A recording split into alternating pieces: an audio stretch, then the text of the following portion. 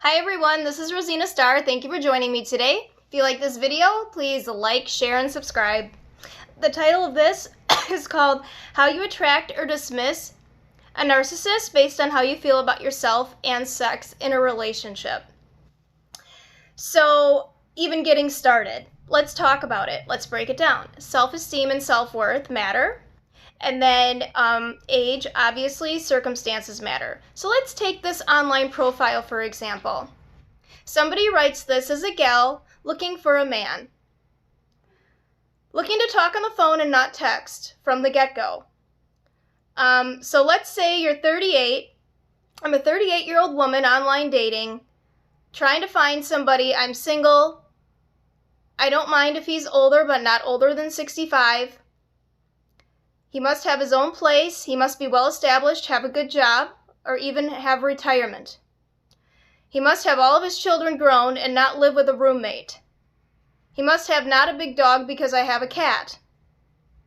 I'm looking to build a foundation with somebody and not explore sex for 3 months or later in the relationship. I need to go out a minimum of 5 dates before I can say I feel comfortable having him at my place, or for him to show me his. I would like for him to actually have plans of self-improvement, no matter what his age. I would prefer someone who believes in a greater good and a God. I would like somebody that is kind, caring, honest, loyal, and that's all about helping people, because that's the qualities I love. Compassionate, understanding, somebody that's looking to get married within a year and a half of meeting me or meeting them. So, here's how things get all combobulated in a mixed up mess. When you're trying to find something or somebody in the universe and you've really made up your mind to do that, you're going to find, if you write specifics down, you're going to have a lot better luck with people, with finding that right somebody, that right fit, then, just finding somebody that, hey, how's it going? Hey, you want to hang out? You want Netflix and chill? You want to hit me up? What up?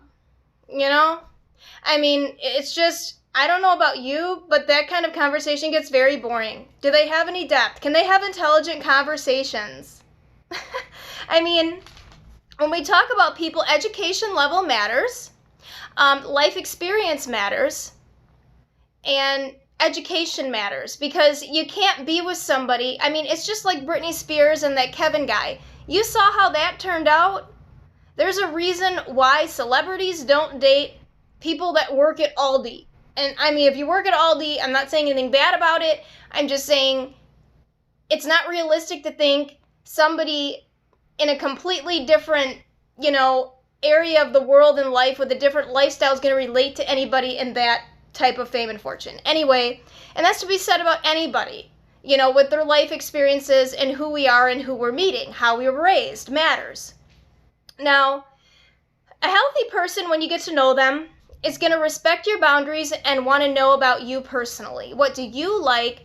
What do you admire? What are your interests? What's your favorite color? What makes you comfortable? What makes you uncomfortable? And they're going to want to know this information just to help you feel more comfortable and to get to know about you, because they like you. They want to get to know you, right?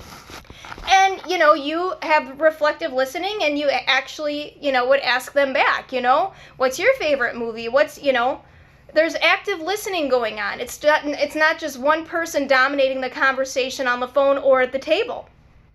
So, let's say if it's a narcissist and, you're talking to them on the phone and you ask them, what are your plans? What's your vision for the next 5 years? They're not going to know. They won't even know about tomorrow, because they're stuck on a hamster wheel of doing the same thing over and over again, jumping person to person, house to house, drifters in the night. It's just the whole world's a candy store, and they're trick-or-treating.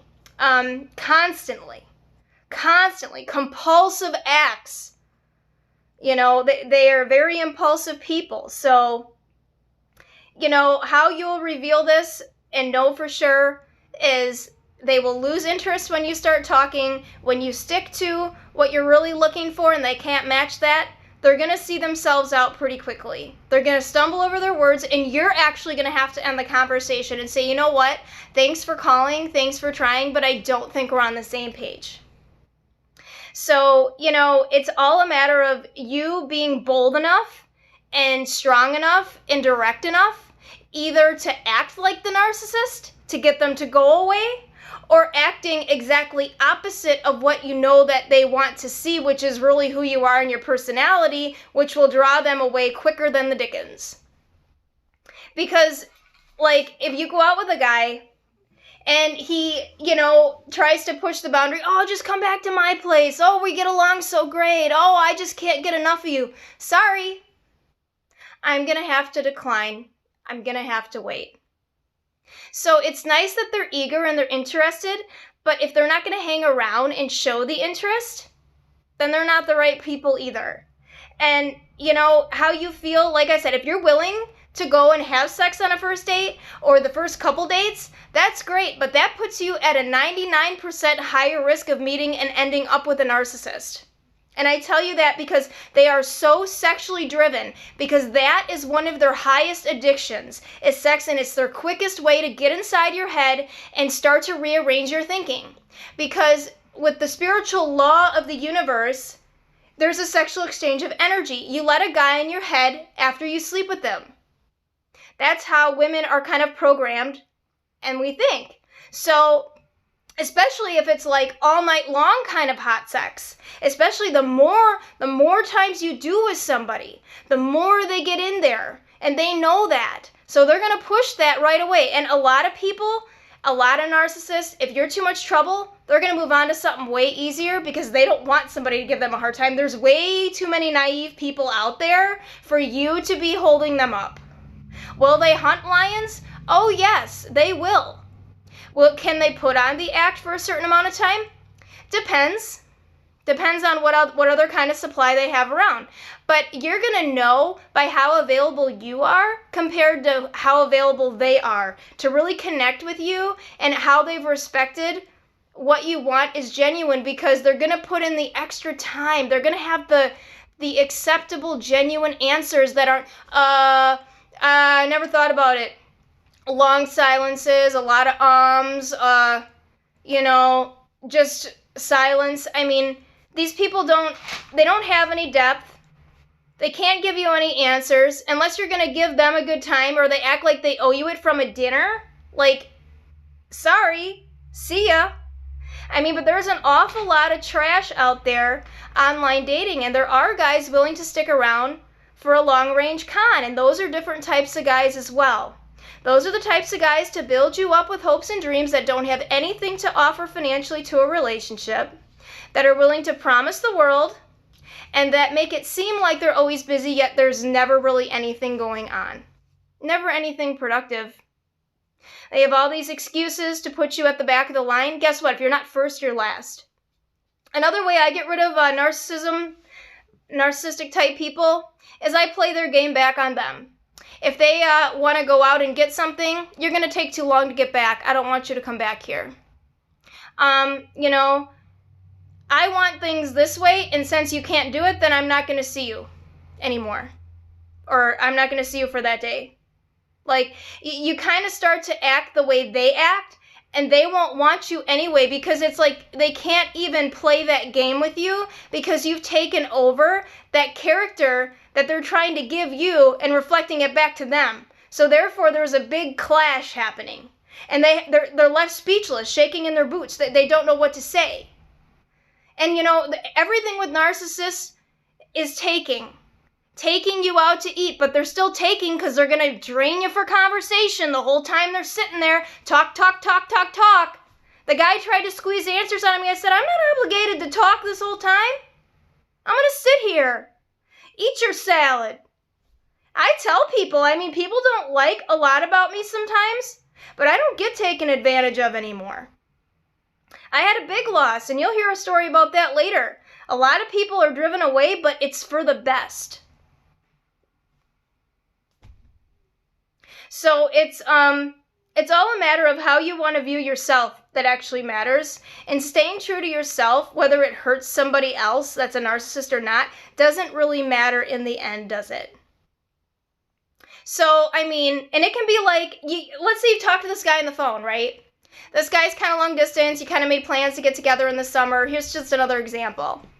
Let's say, you've had about 12, 15 conversations with the guy and you decide to share something real personal about your childhood because something triggered you to have an emotional flashback and you're sharing with this person.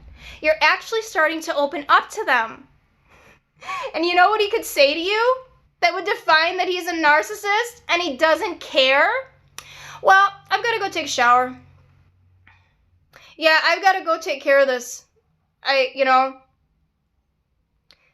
you just shared something very personal about yourself, let's just say your uncle molested you when you were 6 years old and you can never tell anybody, but you told that person. And he ends the conversation with, oh, well, I've got to go take a shower. Really, dude? Really? Well, that's the last time I talked to that person. Or it should be, right? That's the last time anybody should talk to somebody that acts like your feelings don't matter or they're discounted because they can't absorb that, they can't improvise. There's no empathy there. You know how else somebody lacks empathy? Throw a fit and be crying and in tears, and if that person's not like, oh, let me help you, oh, what can I do? If they're not hurting with you, if they don't have anything about them that's genuinely feeling how you feel, actual genuine emotion in their face, in their eyes, and you can feel that from them, that is an act and a show, and that is not real either. You'll know if somebody feels for you deeply because you'll see the pain in their face. You'll feel it in yourself. When you hurt, I hurt. Yes, it's an actual thing. So many women can only feel themselves hurt through the narcissist projecting back their hurt onto them, which is unhealthy because they need to learn self-validation. Self-validation will save you from dating a narcissist and staying with them too long too. And being away from these people is a blessing. And you will only get stronger and more bulletproof. And people think, oh, you're too pretty, you're too good to be true. No, you have no self-esteem, and I don't want anything to do with you. People that think negatively right away about somebody they know nothing about, they prejudge, get out of here. They're not worth my time anyway.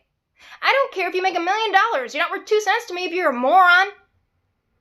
So anyway, I just wanted to make this video to pull up a couple points that maybe people could think about with, what they're looking for and to actually stick to that. Don't be changing your mind week to week. Don't let people self-doubt you and perception manage you, because that's how it all starts, is the self-doubt. Well, are you sure you shut the garage? Are you sure you locked the door?